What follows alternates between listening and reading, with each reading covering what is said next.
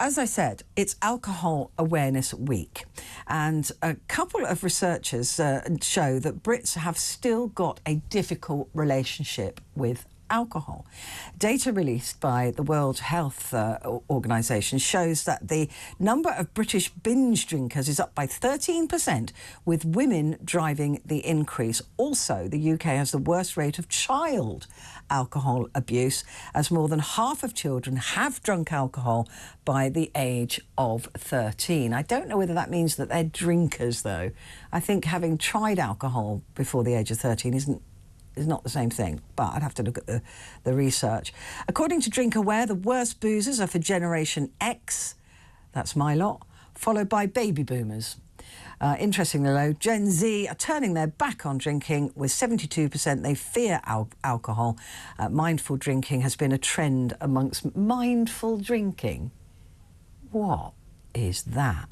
A YouGov poll earlier this year showed that 18 to 24-year-olds are the most sober group, 39% not drinking alcohol at all. So why do we have such a love of alcohol? Give me a call, 0344 499 1000. Well, Sonia Grimes joins me now, an alcohol control coach. Sonia, good to talk to you again. How are you? I'm very well, thank you. Petrie, how are you? I'm very well indeed, thank you. Yeah, I was a bit disappointed when I did that online test to see that my drinking levels were risky, because I think I know that that's not true. I have an alcoholic brother. I'm very alcohol aware, but you know, it just isn't true. So I was a bit disappointed by that. And I wonder if they overdo it and say even the little bit that you drink is horrendously bad for you, that's going to put people off giving up. I think most people fear. You said earlier about many women have a bottle of wine in the evening and they're fine with it. Well, in my experience, most women that have a bottle of wine in the evening are unhappy with it. They are fearful about the fact that they are having a bottle of wine in the evening and they feel unable to change it. Now, risky drinking, if you don't mind me asking, what did that mean in the context of your drinking? Well, it just said that I should go and talk to a GP about my drinking, and honestly, I probably drink once every couple of months. So, I, you know, maybe on that occasion I'll have more than 6 drinks, but it's so rare I just wonder if it puts people off, because if you're saying to somebody like me, oh, that's risky and you need to cut down, I'm likely to say, don't talk rubbish, I'm not going to do anything you tell me to. Do you know what I mean? There's almost too much nannying that people will go, well, if that's risky, I might as well carry on what I'm doing. And I think, to be honest, it's not so much how much you drink, it's why you are drinking it and what you are thinking and feeling that's taking you to drinking that. You have an alcoholic brother. As you know, I've been an alcoholic. And had I had the awareness and understanding not to focus on avoiding alcohol, we don't have a relationship with alcohol as such. We have a relationship with ourselves that we use alcohol to comfort, to ease, to numb out, whatever. If we could start to focus on the why we are doing it and the whens rather than the how much, we would drink very differently. I absolutely agree with that, actually, because I don't drink on my alone. And I quite like being alone, so I just don't really drink very much. But what about people who only drink when they go out, but actively seek to go out a lot? Is that sort of risky behaviour? They know themselves the reasons why they're drinking, and if they're making an excuse to go out to drink, then it is a problem for them, and they do know that on the whole. We don't admit we have a problem. We don't admit we're frightened or fearful or concerned, because the moment we do, the moment we've said it, we have to do something. That's it. Because we put it out there, and then everyone's like, well, you told me you were drinking. But I didn't mean it. I didn't mean it. From the moment you've admitted it, it's out there and you have to do something. So again, it comes. Sorry. No. I was just going to say that my brother used to say to me when I would confront him about his drinking at the latter stages, because he hid it. Well, he didn't hide it from me. He hid himself from me. So I never saw him. You'll recognise that behaviour. He only wants to be around people who are going to validate the process of drinking. And he would say to me, I am not an alcoholic. I'm alcohol dependent. Is there a difference? I think the label alcoholic is so frightening, and it's so paralyzing in the process of change, because once we've labeled ourselves as something so devastating, we feel so weak and so helpless that we will, with others, try and find any other word. I mean, I've been on the TV and I've had it, and it's been absolutely right, former alcoholic, and I want to die inside when Yeah. I see that. It's an awful label. And for me, and I knew I was, now no matter how I might have described myself to someone else, alcohol dependent, whatever, from the moment I labeled myself an alcoholic, I felt weak and hopeless. And we have the expectations that alcoholics cannot change. So I was stuck there for life. So I absolutely understand why people don't like that label and will fight it and will resist it. And he couldn't say to you, yes, you know what, I really do have a problem. Because again, the moment you said it, you've got to do something. Yeah. And they don't want to. It's not that we don't want to. We don't know what to do. We don't know where to go. Being mindful around alcohol just means you're trying to limit and control something you're doing in the attempt of making yourself feel better. And you don't change anything through fight. You don't.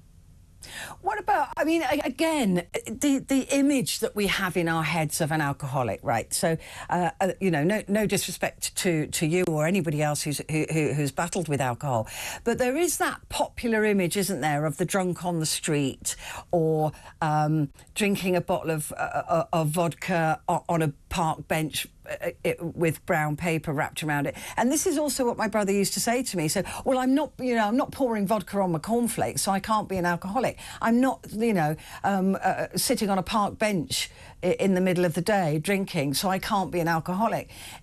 Is that also unhelpful? The image, this pervading image that we have of alcoholics look like this. Yes, it really is, because it keeps us in denial. I mean, I'm heavier now than I've ever been. I've got to tell you, I looked gorgeous when I was drunk. Oh, gosh. I looked so good. It was, and I had Because you many didn't friends. eat. Pretty much. I had many friends that didn't even know I was an alcoholic. I would not drink when I was out, and I would drink half a bottle of vodka at home almost every night. So we have these sort of like set norms and boundaries of what alcoholics are and aren't, and none of it is helpful, because if we don't fit in, we can be in denial. It just doesn't help. We need to have a much broader, deeper, wider, more compassionate conversation about what alcoholism is. It's not about the alcohol. The alcohol is what we do. It's about how we're thinking and feeling and our belief system. We drink with the intention of making ourselves feel better. Everybody that drinks in a way they don't like wants to feel better, even if it's just better about the way they drink. The result is we're embarrassed, we're ashamed, we feel degraded, we've said something really stupid, we've done something dangerous. So it's the conflict between the intention behind our drinking, which is always to make ourselves feel better, and the result, which is we feel worse, and then we continue to drink. Why do you think it is that the numbers that we're looking at now are showing that women are driving the increase in binge drinking, in the type of drinking? I suspect that's what my friends do, isn't it? They're having a bottle of wine. That seems like a lot. Well, it is, and certainly in terms of health, yes, it's devastating, or it potentially, excuse me, is devastating. I just think that women get together more often. It's so socially acceptable. In every TV show, from the rich to the poor, there is alcohol. I remember watching a TV show recently, and a doctor came into the house and he had a glass of wine during the day and then he left. So it seemed to be, fun and glamorous and to be part of, and builds confidence and sexier. And women really buy into that. It's what we see and hear all the time, that it's fun. And it is, until we're drunk and then we're a nightmare, or have a hangover in the morning and can't get up with the kids, or we miss a work meeting. But I think the marketing is very much targeted, for wine in particular, at women. And that's why I think it's slipped into this binge. It starts off as fun, of course it does. but then it just gets more and more, and then you start to panic and think, oh my God, I don't know what I'm doing. And in that panic and fear, you will drink. You will drink. So it's like it's a cycle. It is. Yeah. I mean, I remember when I used to smoke, and I was always, the thought was, I know I've got to stop smoking, but the fear I felt at even thinking about stuff, I was like, oh no. It scared me, and I find that really difficult to understand why I was so afraid to stop. And in fact, I unintentionally stopped. I didn't mean to, and it just happened. But I was scared. Is that the same thing? I guess it is with alcohol. Absolutely. That fear is, how will I cope? How will I relax? How will I unwind? It's going to be really hard. There's a huge amount of societal beliefs that keep us trapped. It's our beliefs that create the fear, not alcohol. But of course we can cope. Of course we can. We've just abdicated innocently responsibility for ourselves and being able to cope to alcohol. And it's exactly the same with food or smoking or gambling or shopping. We need to focus not so much on the action of drinking or eating or shopping or gambling, and notice that those times we are less comforted, less confident, less sure, less rested, less hydrated, less nourished. That's what actually drives our drinking. And when we stop doing something we feel will make us feel better, what are we leaving ourselves with? We're leaving ourselves wide open to what? Yeah. To feeling comforted on an umbrella. At what point can you drink a lot and not be an alcoholic? Yes, I believe so. Yes, I do. I think you can go out, and I'm not advocating it, but I also don't think that it has to be an all or nothing solution. I don't think you have to avoid alcohol for life. I think you just have the difference between someone who has a problem with alcohol and the person that just goes out, gets drunk, occasionally gets merry, is they are not looking for comfort from it. They're not looking to feel more confident, to fit in.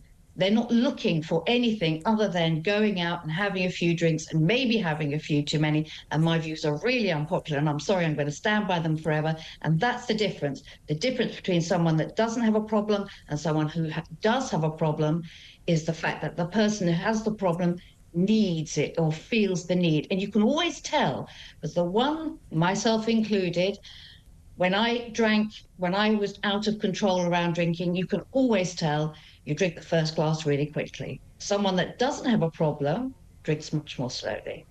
Oh, that's interesting. And I really appreciate you taking the position that you have, because I think sometimes you know, we're adults, but we get preached at like we're children, and sometimes the preaching, I think, makes it worse. Like I said right at the start, you know, if you're told that having a couple of drinks of wine here and there is risky, then you just go, well, what a load of nonsense, I'm not going to believe any of it. So with you saying that, I do agree with you. I would say that it comes from a place of need rather than want.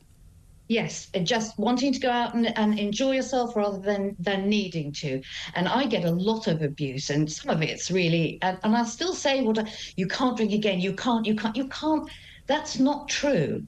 And I'm not advocating going out and getting drunk, but it is lovely to have a glass of champagne at a wedding or a cheers. And there's no harm in that, as long as you are in control, as long as you're not looking for something from it. And the reason I say that those that struggle drink the first glass quickly is because they are looking for something. They're trying to knock back and gain a feeling of something, always under the umbrella term of comfort. And that's the difference. It's absolutely fascinating talking to you. And listen, you're never going to get a hard time from me, because I appreciate you sticking your neck out in that way. Because a lot of people would say, well, that's you know, irresponsible. But I just think some honesty and some adult conversation is what we need around alcohol, right?